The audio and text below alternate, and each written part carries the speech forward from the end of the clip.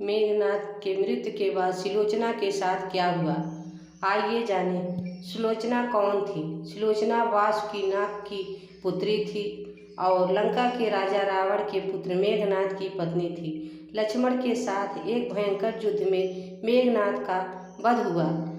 उसे कटे हुए शीश को भगवान श्री राम के शिविर में लाया गया था। अपने पति के मृत्यु का समाचार पाकर सुलोचना ने अपने ससुर से राम के पास जाकर पति शीश लाने की प्रार्थना की, किंतु रावण इसके लिए तैयार नहीं हुआ। उसने सुलोचना से कहा कि वह स्वयं राम के पास जाकर मेघनाद का शीश ले आए, क्योंकि राम पुरुषोत्तम है, इसलिए उनके पास जाने में तुम्हें किसी प्रकार का भय नहीं करना चाहिए। रावण के महापराक्रमी पुत्र मेघनाद का वध करने की प्रतिज्ञा लेकर लक्ष्मण जिस समय युद्ध भूमि में जाने के लिए प्रस्तुत हुए, तब राम उनसे कहते हैं कि हे लक्ष्मण, रण में जाकर तुम अपनी वीरता और रण कौशल से रावण पुत्र मेघनाद का वध कर दोगे, इसमें मुझे कोई संदेह नहीं। परंतु एक बात विशेष ध्यान रखना कि मेघनाद का सिर भूमि पर कदापि नहीं गिरनी चाहिए, क्योंकि मेघनाद एक पवित्रता स्त्री का पति है और सुलोचना परम पवित्रता स्त्री है। ऐसी साध्वी स्त्री के पति का मस्तक अगर पृथ्वी पर गिर पड़ा तो हमारी समस्त सेना ध्वस्त हो जाएगी और युद्ध में विजय की आशा त्याग देनी पड़ेगी। लक्ष्मण अपनी सेना लेकर चल पड़े। समर भूमि में उन्होंने वैसा ही किया। युद्ध में अपने बाणों से उन्होंने मेघनाद का मस्तक काट दिया, पर लक्ष्मण ने मेघनाद का सिर पृथ्वी पर नहीं गिरने दिया। उस समय मस्तक को श्री रामचंद्र जी के पास ले आए। मेघनाद की दाहिनी भुजा आकाश में उड़ती हुई उसकी पत्नी सुलोचना के पास जाकर गिरी। यह देखकर सुलोचना चकित हो गई। दूसरे ही क्षण अत्यंत दुखित होकर विलाप करने लगी, पर उसने भुजा को स्पर्श नहीं किया। उसने सोचा, हो सकता है यह भुजा किसी अन्य पुरुष का हो। ऐसी दशा में पर पुरुष के स्पर्श का दोष मुझे लगेगा। निर्णय करने के लिए उसने भुजा से कहा, यदि तू मेरे स्वामी का भुजा हो तो मेरे पतिव्रता की शक्ति से युद्ध का सारा वृत्तांत लिख दे। भुजा में दासी ने लेखनी पकड़ा दी। ने लिख दिया, प्राण प्रिय, यह भुजा मेरी ही है। युद्ध भूमि में श्री राम के भाई लक्ष्मण से मेरा युद्ध हुआ।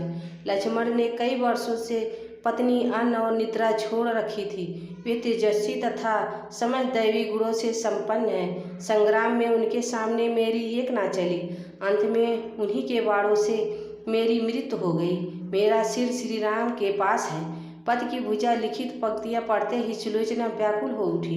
पुत्र वधू के विलाप को सुनकर लंकापति रावण ने आकर कहा, शोक ना कर पुत्री, प्रातः होते ही हजारों मस्तक मेरे बाणों से कट कट कर पृथ्वी पर लौट जाएंगे। मैं रक्त की नदियां बहा दूंगा। करुण चीत्कार करती हुई सुलोचना बोली, पर इससे मेरा क्या लाभ होगा? हजारों क्या करोड़ों शीश मेरे स्वामी भी मेरे स्वामी की कमी पूरा नहीं कर सकती। सुलोचना ने निश्चय किया कि उसे अब सती हो जाना चाहिए, किंतु पति का शव तो राम के दल में पड़ा हुआ है, फिर वह कैसे सती होती? जब अपने ससुर रावण से उसने अपना अभिप्राय कहकर अपने पति का शव मंगवाने के लिए कहा, तब रावण ने उत्तर दिया, बेटी, तुम स्वयं ही रामदल में जाकर अपने पति का शव प्राप्त करो। जिस समाज में बाल ब्रह्मचारी, परम जितेंद्र लक्ष्मण तथा एक पत्नी प्रति भगवान श्री राम विद्यमान हैं, उस समाज में तुम्हें जाने से डरना नहीं चाहिए। मुझे विश्वास है कि तुम स्तुत्य महापुरुषों के द्वारा तुम निराश नहीं लौटाई जाओगी। सुलोचना के आने का समाचार सुनते ही श्री राम खड़े हो गए और स्वयं चलकर सुलोचना के पास आए और बोले, तुम्हारे पति संसार के महान योद्धा और पराक्रमी योद्धा थे। उनमें बहुत से सद्गुण थे, किंतु विधि के लेख को कौन टाल सकता है? आज तुम्हें इस तरह देखकर मेरे मन में पीड़ा हो रही है। सुलोचना भगवान की स्तुति करने लगी। भगवान बीच में टोकते ही हुए कहा, हे देवी, मुझे लज्जित ना करो। पवित्रता की महिमा अपार है, उसकी शक्ति की तुलना नहीं की जा सकती। मैं जानता हूँ तुम परम सती हो। तुम्हारे अस्तित्व से तो पूरा विश्व थर्राता है। बताओ कि मैं तुम्हारी किस प्रकार का सहायता कर सकता हूँ। सुलोचना ने अश्रुपूरित नयनों से प्रभु की ओर देखा और बोली, हे राघवेंद्र, मैं सती होने के लिए अपने पति का मस्तक लेने के लिए यहाँ पर आई हूँ। श्री राम ने शीघ्र ही सम्मान मेघनाथ का शीश मंगवाया और सुलोचना को दे दिया। पति का छिन्न शीश देखते ही सुलोचना का हृदय अत्यधिक द्रवित हो गया।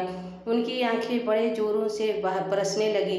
रोते रोते पास खड़े लक्ष्मण की ओर देखा और कहा, सुमित्रा नंदन, तुम भूल कर भी गर्व मत करना कि इनका वध आपने किया है।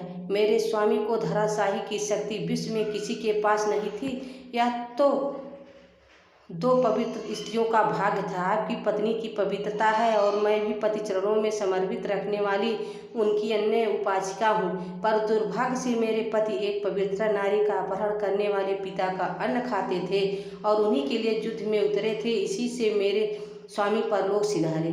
सभी योद्धा सुलोचना को राम शिविर में देखकर चकित थे। वे यह नहीं समझ पा रहे थे कि सुलोचना को यह कैसे पता चला कि उसके पति का शीश भगवान राम के पास है।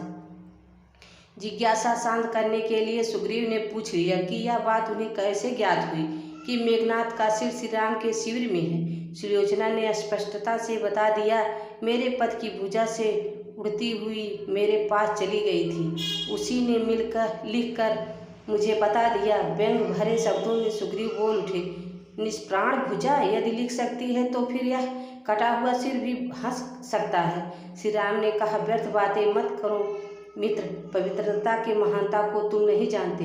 श्री राम का मुख देखकर सुलोचना उनके भाव को समझ गई। उसने कहा, यदि मैं मन वचन और कर्म से देवता मानती हूँ तो मेरे पति का यह निर्जीव मस्तक हंस उठे। सुलोचना की बात पूरी भी नहीं हुई थी कि कटा हुआ सिर जोरों से हंसने लगा। यह देखकर सभी दंग रह गए। सभी के पवित्रता सुलोचना को प्रणाम किया। सभी पवित्रता की महिमा से परिचित हो गए। चलते समय सुलोचना ने श्री राम से प्रार्थना की, भगवान, आज मेरे पति की अंत्येष्टि क्रिया है और मैं उनकी सहचरी उनसे मिलने जा रही हूँ, अतः आज युद्ध बंद रहे। श्री राम ने सुलोचना की प्रार्थना स्वीकार कर ली। सुलोचना पति का सिर लेकर लंका में आ गई। लंका में समुद्र के तट पर एक चंदन की चिता तैयार की गई। पति का शीश गोद में लेकर सुलोचना चिता पर बैठी और धधकती हुई अग्नि में कुछ ही क्षणों में सती हो गई। दोस्तों, आप सबको यह कहानी कैसी लगी कृपया करके ज़रूर बताएं।